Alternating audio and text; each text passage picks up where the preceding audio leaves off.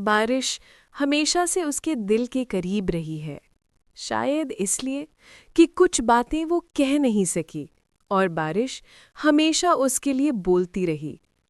یہ کہانی ہے ہنا اور فرحان کی، دو دل جو کبھی ایک لہجے میں دھڑکتے تھے مگر اب صرف خاموشی میں ایک دوسرے کو سنتے ہیں۔ 5 سال پہلے، یونیورسٹی کا زمانہ۔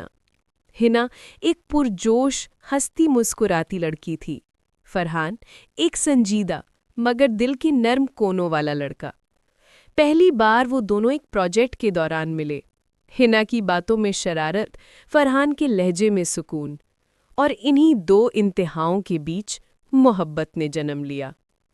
وقت گزرتا گیا، چائے کے کپ، کتابوں کے صفحے اور شام کی چہل قدمی، ہر منظر میں وہ دونوں ساتھ تھے۔ ایک دن فرحان نے کہا، ہنا تم جانتی ہو، میں تم سے شادی کرنے کا خواب دیکھتا ہوں۔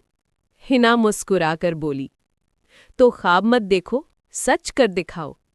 اور وہ وعدہ ہو گیا، ایک ساتھ زندگی گزارنے کا۔ لیکن زندگی ہمیشہ وعدے پورے نہیں کرتی۔ فرحان کے والد کا کاروبار اچانک ڈوب گیا، گھر میں قرض، پریشانی اور بے بسی۔ فرحان نے سب کچھ چھوڑ کر دبئی جانے کا فیصلہ کیا۔ ہنا کے سامنے صرف ایک دن تھا، آخری دن۔ میں واپس آؤں گا، صرف تمہارے لیے۔ فرحان کے الفاظ اور ہنا کی خاموش آنکھیں۔ 2 سال گزر گئے، نہ کوئی پیغام، نہ کوئی خط۔ ہنا نے صبر کو عادت بنا لیا، مگر ہر بارش کے ساتھ دل بھیگ جاتا۔ ایک دن اچانک سوشل میڈیا پر خبر دیکھی، فرحان کی شادی کی تصویریں وائرل۔ وہ تصویر، وہ مسکراہٹ، جیسے کسی نے ہنا کے خوابوں پر مٹی ڈال دی ہو۔ ہنا نے کسی سے کچھ نہیں کہا، بس ایک دن چپ چاپ شہر چھوڑ دیا۔